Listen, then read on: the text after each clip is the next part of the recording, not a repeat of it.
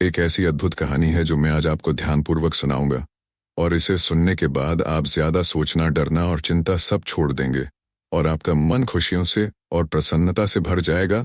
तो चलिए आज की कहानी की शुरुआत करते हैं दोस्तों। एक समय की बात है, किसी नगरी में एक युवक रहा करता था। वह युवक अत्यंत दुखी था। वह बहुत निराश था।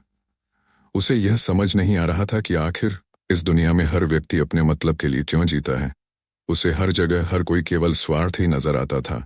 वह हमेशा यही सोचा करता कि उससे कोई प्यार नहीं करता, उसकी कोई परवाह नहीं करता, सब उससे मतलब के लिए अपने संबंध रखते हैं। मतलब खत्म हो जाते ही सब उसे अपने आप से दूर कर देते हैं। दोस्तों, हमारे जीवन में भी कुछ ऐसा ही होता है। हम भी हमेशा किसी न किसी का साथ ढूंढते ही रहते हैं, और जब हमें किसी का साथ नहीं मिल पाता तो हम अपने आप को अकेला महसूस करते हैं, कमजोर महसूस करते हैं। हमें लगता है कि इस दुनिया में हमारे जैसे कोई है ही नहीं, हमें कोई प्यार नहीं करता, हमारी कोई परवाह नहीं करता। लेकिन हम यह भूल जाते हैं कि अंत में तो हर किसी को अकेले ही जाना है। वह व्यक्ति अपने इस अकेलेपन से बहुत परेशान हो चुका था, जिस कारण एक दिन उसने अपना घर छोड़ दिया और एक रास्ते पर निकल पड़ा। उसके मन में कई सारे विचार थे। उन विचारों में मग्न होकर वह उस रास्ते पर आगे की ओर बढ़ता ही जा रहा था।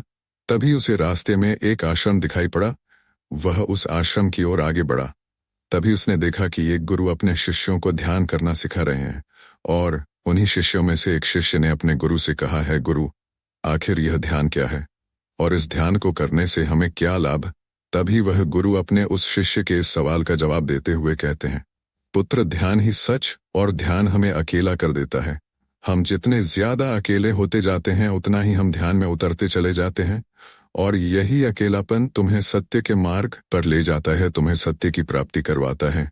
वह युवक आश्रम के बाहर खड़े होकर यह सब कुछ देख रहा था, सुन रहा था। जैसे ही उसने उन गुरुवर के मुख से यह सारी बातें सुनी, वह दौड़ा दौड़ा उन गुरुवर के पास आया और कहने लगा है, गुरु, यदि ध्यान हमें अकेला कर देता है तो इसका मतलब यह हुआ कि मैं इन सब चीजों में श्रेष्ठ हूँ। आप तो ध्यान का सहारा लेकर अकेले होते हैं, लेकिन मैं तो ऐसे ही अकेला हूँ। मेरा ऐसा कोई नहीं है जिसे मैं अपना कह सकूं, जो मेरी परवाह करता हो, जो मेरा ख्याल रखता हो, और मैं अपनी राह पर अकेला ही चलता चला जा रहा हूँ।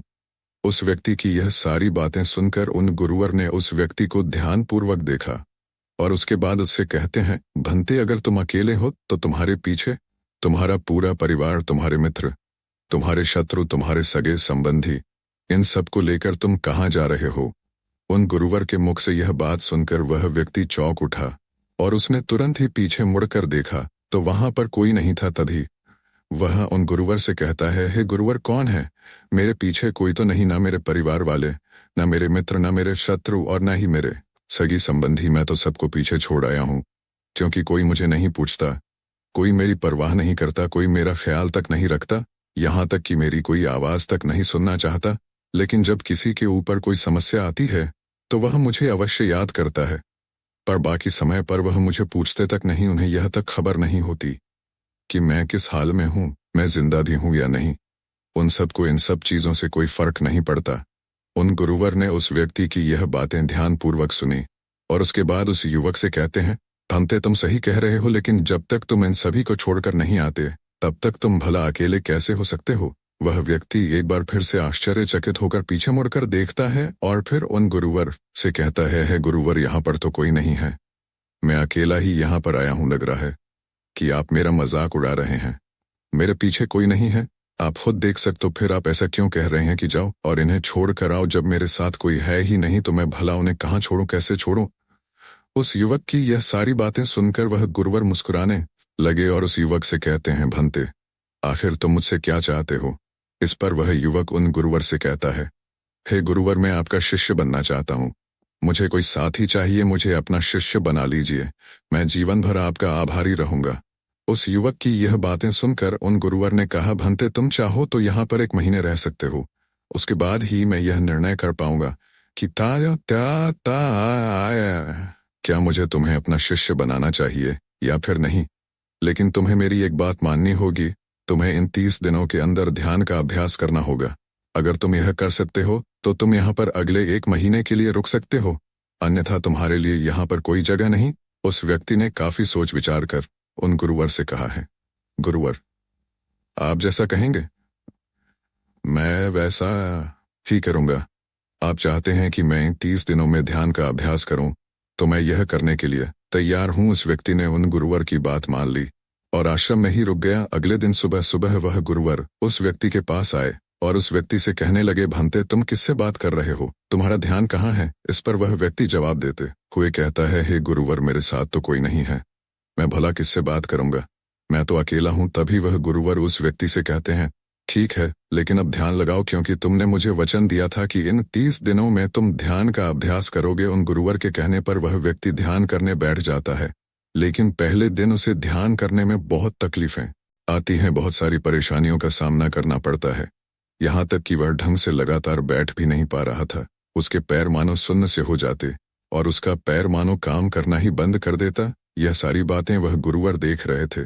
तभी उन गुरुवर ने उस व्यक्ति से कहा, बनते तुम जितना देर चाहो उतना देर बैठ सकते हो, ये ऐसा कोई जरूरी नहीं है कि तुम एकाएक लगातार बैठे ही रहो। यदि तुम्हें थोड़ी तकलीफ है तो तुम उठ सकते हो, टहल सकते हो और फिर आकर बैठ सकते हो। इतना कहकर वह गुरुवर वहां से चले गए।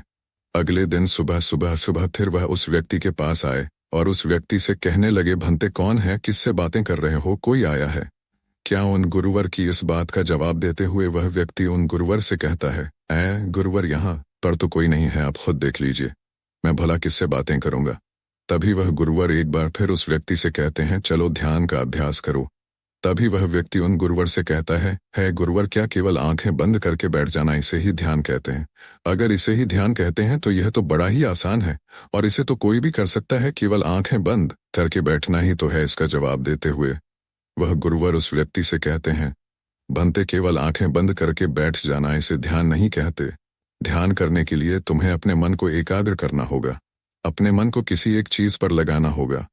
वह कोई भी चीज हो सकती है, बाहर की कोई आवाज या तुम्हारे भीतर से आने वाली यह सांसें, इन सांसों के अंदर और बाहर होने की आवाज। तुम ऐसी किसी भी चीज पर ध्यान लगा सकते हो जो लगातार वर्तमान समय में घट रही है, ताकि तुम्हारा पूरा ध्यान उस चीज पर एकाग्र हो और तुम्हारा ध्यान कहीं भी भटके नहीं, जिस कारण तुम उस पर ध्यान लगा पाओगे। और एक बात और याद रखना, जब तुम उस चीज पर ध्यान लगाओगे तो तुम्हारा ध्यान हटना नहीं चाहिए।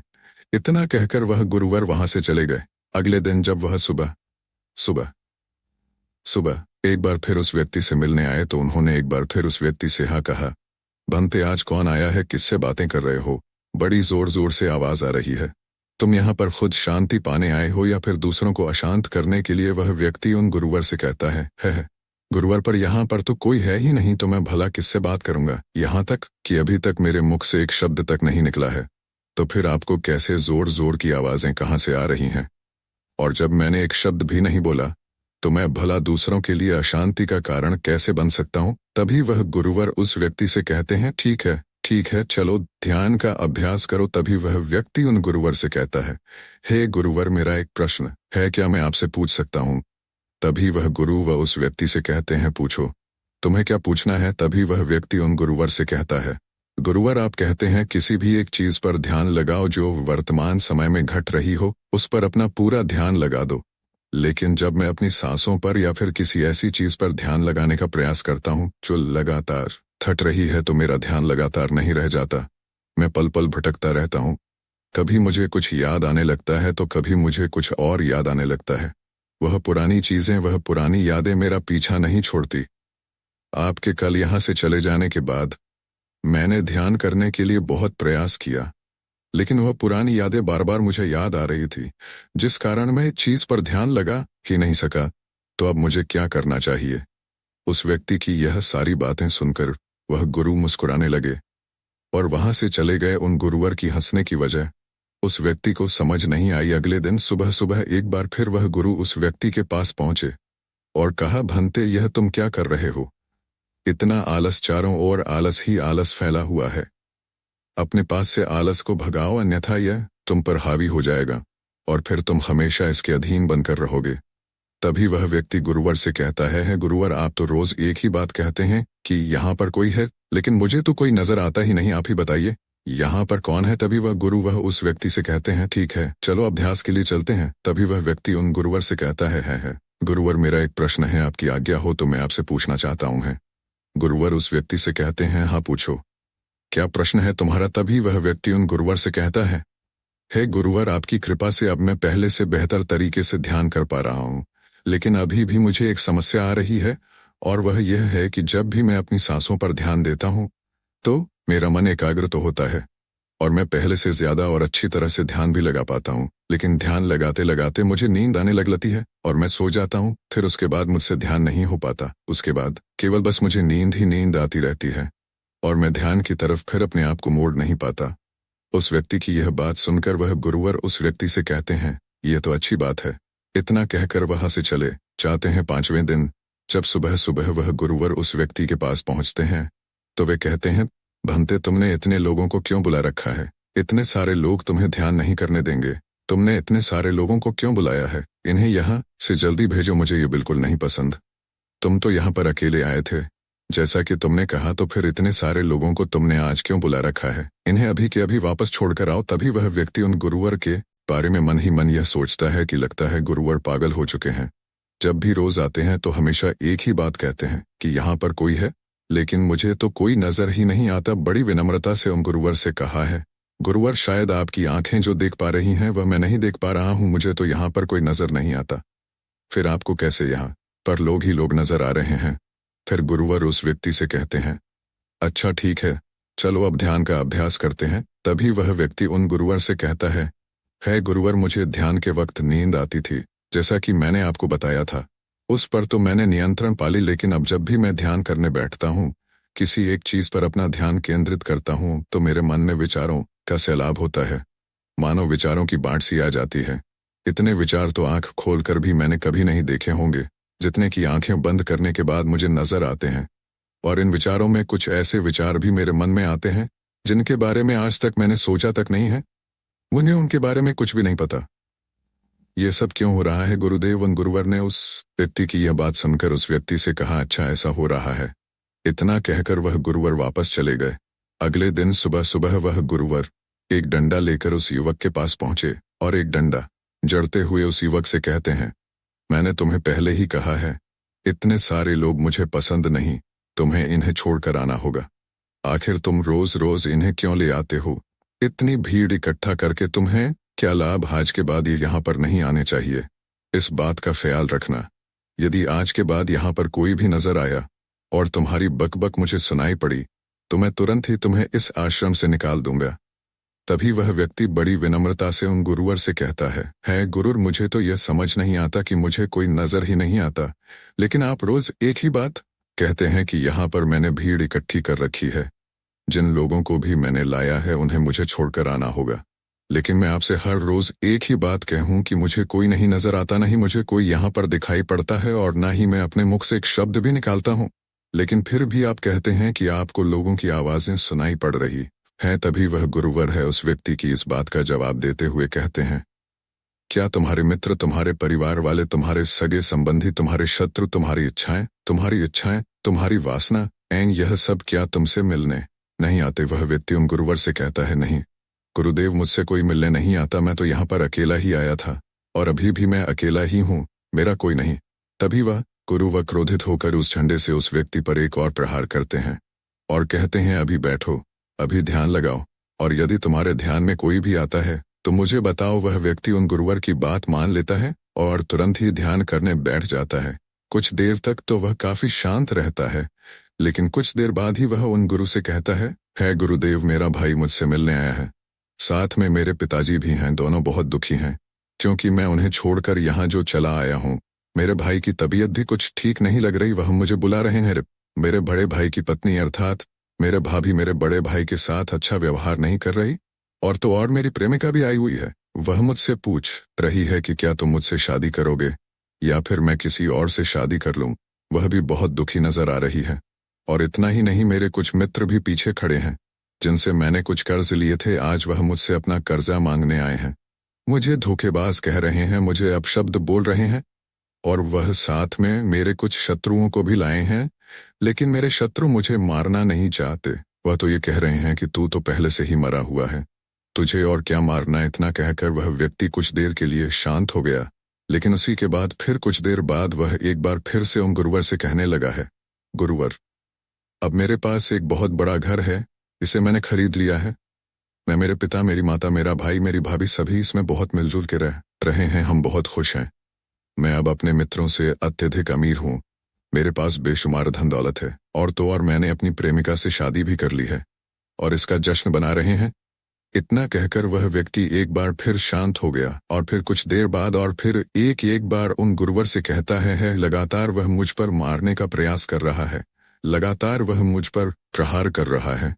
मैं उसका चेहरा देखने का प्रयास कर रहा हूँ, लेकिन मुझे उसका चेहरा नजर नहीं आ रहा। इतना कहते कहते वह उन गुरुवर से कहता है, गुरुदेव, यह तो आप हैं जो मुझे मार रहे हैं और यह भी कह रहे हैं कि इतनी भीड़ को लेकर क्यों आए हो और इन्हें लेकर कहाँ जा रहे हो। मेरे साथ तुम्हें अकेले ही चलना होगा। इतना कहकर वह व्यक्ति ध्यान से उठ गया और उन गुरु के चरणों में गिर पड़ा और उनसे कहने लगा, हे गुरुदेव, आप सही थे। आप जो हमेशा कहते थे कि इस भीड़ को लेकर मैं कहाँ जा रहा हूँ, आप हमेशा यही कहते थे कि इन सब को छोड़कर आओ, लेकिन मुझे कोई नजर नहीं आता था। लेकिन आज मैंने उन सब को देख लिया जिन्हें मैं अपने साथ लेकर आया था, जिन्हें मैं अपने साथ लेकर घूम रहा था। और कोई मेरे साथ ही है, मेरे पास है। लेकिन मैं ये सोच रहा था कि आखिर मैं इतना बेचैन क्यों हूँ और मेरी बेचैनी की वजह क्या है। उस व्यक्ति की ये सारी बातें उन गुरुवर ने ध्यानपूर्वक सुनी और उसके बाद वह वहां से चुपचाप उठकर चले गए। उसके बाद से वह गुरुवर उसके पास कभी नहीं आए।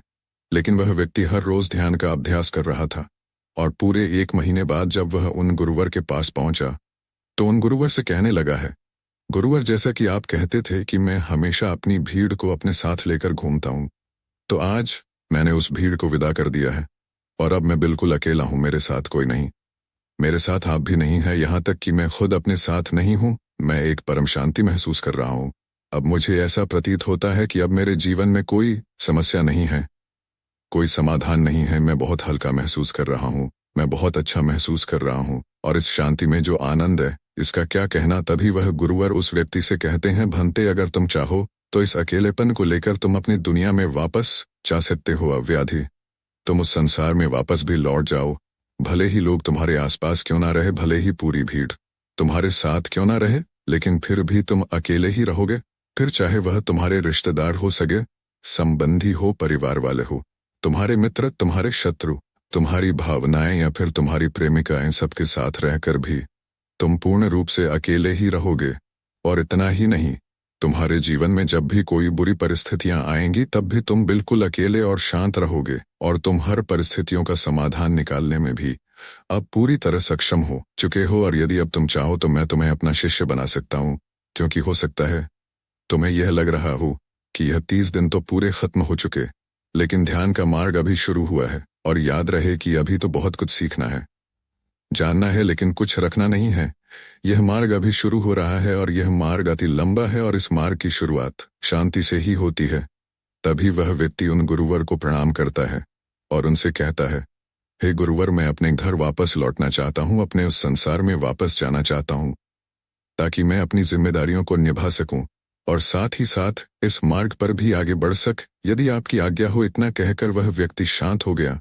तभी वह गुरु मुस्कुराने लगे और उस व्यक्ति से कहते हैं, भंते, मन शांत हो तो सब हो सकता है। तुम संसार में रहकर भी अकेले रह सकते हो, लेकिन एक बात याद रखना कि हमें सीखना बहुत कुछ है, जानना बहुत कुछ है, लेकिन रखना कुछ भी नहीं। अब तुम जा सकते हो, तुम्हारा कल्याण हो। तो दर्शकों, चलिए अब ज्यादा सोचने के ऊपर अगली कहानी की शुरुआत करते हैं। संपूर्ण मानव जात एक दौड़ में लगी हुई है, एक ऐसी दौड़ जो कभी पूरी नहीं होती, जो उसके जन्म के साथ शुरू होती है और मरने तक उसका पीछा नहीं छोड़ती। लेकिन क्या कभी आपने ध्यान दिया है कि यह दौड़ किस चीज की है? जरा ठहर कर खुद से पूछिए कि आप किसके पीछे दौड़ रहे हैं और वास्तव में क्या यह दौड़ कभी पूरी हो सकती है? जिन भौतिक सुख सुविधाओं को इकट्ठे करने में इंसान लगा रहता है, क्या वास्तव में वह भौतिक सुख सुविधाएं उसे शांति या फिर आनंद प्रदान कर सकती है? सिकंदर ने मरने से पहले अपने सभी मंत्रियों को कहा था कि जब मेरी अर्थी उठाई जाए तो मेरा शरीर ढका हुआ नहीं होना चाहिए, मेरी हथेलियां खुली होनी चाहिए, ताकि सारी दुनिया यह देख सके कि जो सिकंदर पूरी दुनिया को जीत सकता था वह भी अपने साथ कुछ नहीं ले जा सका। उसके हाथ खाली के खाली रह गए। लेकिन जीवन की बागडोर ऐसी होती है कि उसे कभी ठहरने का वक्त ही नहीं मिलता। कभी वह सोच विचार ही नहीं करता कि जीवन का सबसे बड़ा सुख क्या है और इसके विपरीत जीवन का सबसे बड़ा दुख क्या है। सुख सुविधाएं तो बहुत लोग इकट्ठा कर लेते हैं, लेकिन सही मायने में उसका भोग कितने लोग कर पाते हैं? वही भौतिक वस्तुएं जो उसने अपने आनंद, अपनी शांति के लिए संग्रहित की थी, वही सुख सुविधाएं उसके दुख का कारण बन जाती हैं। जब पैसा नहीं कमाया था तो पैसा न होने का दुख था, और जब पैसा कमा लिया तो वही पैसा उसके बच्चों के लिए या उसके लिए झगड़े का कारण बन जाता है। तो फिर कैसे सुख सुविधाएं, किन चीजों के पीछे आप भाग रहे हो? आज की जो कहानी मैं आप लोगों को सुनाने वाला हूं, उसमें आपको जीवन का सबसे बड़ा दुख और सबसे बड़ा सुख पता चलेगा। इससे पहले कि आप इस कहानी में खो जाएं, इस चैनल को सब्सक्राइब जरूर कर लें। तो चलिए कहानी शुरू करते हैं। अपनी गरीबी के दिन याद करके सेठ नानंद की आंखों में आंसू आ गए। आज उसने जीवन में सब कुछ हासिल कर लिया था। सारी सुख सुविधाएं उसके पास थी। घर में नौकर चाकर थे, हजारों लोग उसके नीचे काम करते थे, जो उसकी एक आवाज पर उसके पास खड़े होते थे। लेकिन सारे होते थे, लेकिन फिर भी आज सब कुछ हासिल कर लेने के बाद भी वह दुनिया में अपने आप को सबसे गरीब आदमी समझ रहा था। आखिरकार अपनी गरीबी के दिन याद करके उसकी आंखों में आंसू आ गए। उसके पास कुछ नहीं था, लेकिन तब भी वह प्रसन्न रहता था। लेकिन आज सब कुछ होने के बाद भी वह प्रसन्न नहीं था। और दुनिया में वही आदमी सबसे गरीब होता है जो सब कुछ होते हुए भी अकेला महसूस करता है।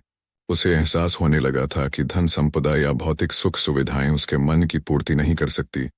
लेकिन अब तो बहुत देर हो चुकी थी। उसका पूरा जीवन बीत चुका था। अब पूरे जीवन की कमाई उसे व्यर्थ लगने लगी। उसे लगने लगा कि उसने जो कुछ कमाया वह सब यूं ही था, व्यर्थ था। यह एहसास उसे जीवन में पहले कभी नहीं हुआ था।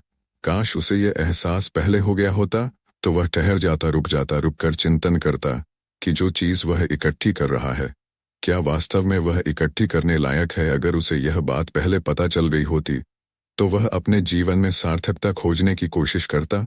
वह उस रहस्य के बारे में खोज करता जो उसके मन की पूर्ति करता, जो उसके मन की पूर्ति करता, जो उसके मन की पूर्ति करता, जो उसके जीवन को संपूर्ण बना देता। उसने अपने दोनों बेटों को अपने पास बुलाया और उन्हें जीवन की सीख समझाने की कोशिश करने लगा। सेठ ने अपने बेटों से कहा कि बेटा, मेरे को तो जीवन में कोई बताने वाला नहीं था, सही रास्ता दिखाने वाला कोई था ही नहीं, इसलिए मैं उस रास्ते पर चलता रहा जिसका कोई अंत नहीं था। और आखिर में पहुंचकर मुझे महसूस हुआ कि जितना रास्ता मैं तय करके आया हूं उतना ही रास्ता बाकी और है। शायद मैं गलत रास्ते पर निकल पड़ा था और अब इतना समय नहीं बचा कि मैं नए रास्ते पर फिर से नया सफर शुरू करूं। उसने अपने दोनों बेटों से कहा कि बेटा, पता है दुनिया में सबसे बदनसीब आदमी कौन होता है? वो जिसके पास सब कुछ होते हुए भी कुछ नहीं होता, जो अपने आप को सब कुछ होते हुए भी अकेला महसूस करता है। भला इससे बड़ा दुख, इससे बड़ी बदनसीबी और क्या हो सकती है? यह सुनकर उसके बड़े बेटे ने कहा कि पिताजी, सब कुछ तो आपके पास है, धन संपदा, पूरा परिवार, सारी खुशियां आपके पास है, लेकिन फिर भी आप अपने आप को बदनसीब क्यों समझते हैं? उसका बड़ा बेटा वह नहीं समझ पा रहा था जो उसके पिता उसे समझाने की कोशिश कर रहे थे। फिर भी उसने अपनी बात को समझाने की कोशिश करते हुए कहा, अभी तुम्हें लगता है कि जीवन में तुम्हारे पास सब कुछ है। मुझे भी तुम्हारे उम्र में ऐसा ही लगता था, लेकिन अब मैं बूढ़ा हो चला हूं। कुछ समय बाद मेरी मृत्यु भी नजदीक है और अब मुझे एहसास हो रहा है कि दुनिया में तो सब कुछ पीछे छूट जाता है। घर परिवार, रुपया पैसा, धन संपदा, सब कुछ यही रह जाता है। और आखिर में मेरे साथ जाएगा क्या? क्या मैं दुनिया में सबसे अकेला इंसान नहीं हूं? क्या मैं दुनिया का सबसे बदनसीब आदमी नहीं हूं, जिसके पास सब कुछ होते हुए भी वह अपने साथ कुछ भी नहीं ले जा सकता? सेठ के बेटे ने सेठ से सवाल पूछा कि पिताजी, फिर दुनिया में क्या इकट्ठा करना चाहिए? ऐसे तो हर इंसान अकेला ही होता है। कौन इंसान इस दुनिया में भला ऐसा होता है जो अपने साथ इस दुनिया की सुख सुविधाएं या फिर अपना परिवार को साथ लेकर जाता है? सब लोग तो अकेले ही जाते हैं। फिर तो दुनिया में हर एक आदमी बदनसीब ही हुआ। यही सवाल सेठ के मन में भी उठ रहा था, लेकिन उसके खुद के पास इसका कोई जवाब नहीं था। तो वह अपने बेटे को भला इसका क्या उत्तर देता? इसीलिए उसने अपने बेटे से कहा कि बेटा, मैं खुद इस सवाल का जवाब तलाश रहा हूं। अगर एक आदमी के पास सब कुछ होते हुए भी वह अकेला है, उन भौतिक सुख सुविधाओं का वह भोग नहीं कर पा रहा है, तो वह सबसे बड़ा दुख हुआ। मैं मानता हूं दुनिया का सबसे बड़ा दुख यही है कि आपके पास सब कुछ होते हुए भी आप अकेलापन महसूस करो। लेकिन इसके विपरीत दुनिया का सबसे बड़ा सुख क्या हो सकता है? इस सवाल का जवाब तो मेरे बेटे मुझे भी नहीं पता। इसीलिए मैं यह चाहता हूं कि मेरे मरने से पहले जी सवाल का जवाब मुझे नहीं, मिला वह जवाब तुम अपने जीवन में ढूंढो और यकीन मानो, अगर तुमने अपने जीवन में इस सवाल का जवाब ढूंढ लिया तो तुम दुनिया के सबसे सुखी इंसान कहलाओगे। यह कहानी सुनाकर गुरु ने अपने शिष्यों से सवाल पूछा कि दुनिया में सबसे बड़ा सुख क्या होता है। सभी शिष्य ध्यानपूर्वक अपने गुरु की यह कहानी सुन रहे थे। संध्या का समय था। धीमी धीमी हवा चल रही थी जिससे कि पेड़ की पत्तियां हिल रही थी। आसमान में पक्षी सहजा रहे थे। सूर्य अस्त होने को आया था और सभी शिष्य अपने गुरु से इस सवाल का जवाब जानना चाहते थे। लेकिन इससे पहले ही गुरु ने अपने शिष्यों से सवाल पूछ लिया। इसका उत्तर देते एक शिष्य ने कहा कि गुरुदेव, दुनिया में सबसे सुखी इंसान वही है जिसका शरीर सुखी है। अगर आपके शरीर में बीमारियां हैं तो आपके पास कितनी भी भौतिक सुख सुविधाएं हो, आपके लिए वह व्यर्थ है। और इसके विपरीत, अगर आपका शरीर सुखी है, अगर आपका शरीर स्वस्थ है, तो चाहे आपके पास कुछ भी नहीं हो लेकिन उसके बावजूद आप अपने जीवन में सुखी रहोगे। इसीलिए संसार का सबसे बड़ा धन हमारा शरीर होता है। यह सुनकर दूसरे शिष्य ने उसका विरोध करते हुए कहा कि गुरुदेव, दुनिया में बहुत से लोग ऐसे हैं जिनका शरीर एकदम स्वस्थ है लेकिन बावजूद इसके वह अपने जीवन में सुखी नहीं है। मैं मानता हूं कि जीवन में सबसे ज्यादा सुखी वही इंसान है जिसका मन सुखी है। गुरु ने अपने इस शिष्य से सवाल किया कि अच्छा, यह बताओ कि मन को सुखी किस प्रकार किया जा सकता है। इसका जवाब देते हुए उस शिष्य ने कहा कि गुरुदेव, मन कभी भी संतुष्ट नहीं होता है। अगर हम किसी प्रकार मन को संतुष्ट करना सीख ले तो फिर हम किसी भी परिस्थिति में आनंद और शांति से रह सकते हैं। लेकिन समस्या यही होती है कि मन का भला कभी होता ही नहीं है। मन को चाहे कितना भी खिला दो लेकिन उसकी भूख कभी पूरी नहीं होती, चाहे उसको कितना ही धन दे दो, लेकिन बावजूद इसके इसका लालच बढ़ता ही जाता है। अब गुरु ने सभी शिष्यों को समझाना शुरू किया। गुरु ने कहा कि अज्ञानतावश मनुष्य कभी यह समझ नहीं पाता कि उसका मन हमेशा से खाली था, लेकिन व्यर्थ की चिंताएं, व्यर्थ के लक्ष्य अपने जीवन में बनाकर उसने अपने मन को बांध लिया। जिस मन की प्रवृत्ति हमेशा खाली रहने की थी, उसने उस मन को कूड़े कचरे से भर लिया। इसीलिए वह मन जो बचपन में हमेशा खाली रहता था, हर चीज में, हर खेल में आनंद ढूंढ लेता था, अकेले में भी आनंद पूर्वक शांति पूर्वक रहता था, अब वही मन सब कुछ मिल जाने के बाद भी हमेशा दुखी रहता है। लेकिन अगर इंसान सिर्फ वर्तमान में रहना सीख ले, सिर्फ इतना सा होश प्रकट कर ले कि उसे हमेशा वर्तमान में रहना है, ना तो भविष्य की कल्पनाओं में, ना अतीत की यादों में, सिर्फ वर्तमान में, सिर्फ इस एक सूत्र से वह अपने पूरे जीवन को बदल सकता है। वर्तमान में रहकर सभी सूक्ष्म सुविधाओं का भोग करना, पूर्ण होश के साथ, पूर्ण आनंद के साथ हर एक चीज का भोग करना, सिर्फ यही जीवन को सुखी बना सकता है। हम हर चीज को, हर काम को, हर रिश्ते को आधे अधूरे मन से निभाते हैं। जैसे कि खाना खाते समय हमारा दिमाग कहीं रहता है, हमारा शरीर कहीं रहता है, और इसीलिए जब शरीर और मन में दूरी पैदा होती है तो उससे तनाव पैदा होता है। अगर आपका शरीर और आपका मन और मस्तिष्क सभी एक जगह पर संगठित होना सीख ले तो फिर आप अपने जीवन में उस शांति, उस आनंद का एहसास कर पाएंगे जो बड़े बड़े योगी पहाड़ों में तपस्या करके प्राप्त करते हैं। लेकिन इसके लिए जीवन में ज्ञान के प्रकाश का उदय होना बहुत आवश्यक है, क्योंकि अज्ञानता में आप अपने मन को कभी नहीं समझ पाएंगे। मन को समझना इस दुनिया का सबसे कठिन कार्य होता है। अगर आप अपने मन को जबरदस्ती वर्तमान में खींच कर लाने की कोशिश करेंगे तो आप बहुत जल्दी परेशान हो जाएंगे। यह कार्य बड़े धीरे धीरे, बड़ी निष्ठा और प्रेम के साथ किया जाता है, बड़े संयम के साथ किया जाता है। अगर आप इसको जबरदस्ती करने की कोशिश करेंगे तो आप तनाव में आ जाएंगे, आप बहुत जल्दी हार मान लेंगे। इसलिए कदम कदम पर आगे बढ़ा जाए तब मंजिल सामने ही है। और यह कहकर गुरु ने सभी शिष्यों से कहा कि अब हम ध्यान करेंगे। ध्यान करने से मनुष्य का मन, उसका मस्तिष्क वर्तमान में स्थापित होना सीख जाता है। धीरे धीरे प्रतिदिन ध्यान का अभ्यास करने से वह उस आनंद और शांति का अनुभव कर पाता है जो सांसारिक वस्तुओं में कहीं नहीं मिलता, जो किसी भौतिक सुख सुविधा में नहीं मिलता। और इसके बाद सभी शिष्य अपने गुरु के साथ ध्यान में लीन हो गए। दोस्तों, मैं उम्मीद करता हूं कि यह कहानी सुनने से आपके जीवन में अच्छे बदलाव आए होंगे। आपको इस वीडियो से क्या सीखने मिला, यह कमेंट करके जरूर बताएं, और अपने परिवार, दोस्तों या आपके करीबी इंसान के साथ यह कहानी शेयर करके उन्हें भी इस ज्ञान से परिचित करवाएं। बाकी अगर आपको यह वीडियो दिल से अच्छी लगी हो तभी इस वीडियो को लाइक कर देना, और आपने अब तक इस चैनल को सब्सक्राइब ना किया हो तो चैनल को सब्सक्राइब भी जरूर कर देना। आपका हर दिन शुभ हो और खुशियों से आपका जीवन भरा रहे। धन्यवाद। नमो बुद्धाय।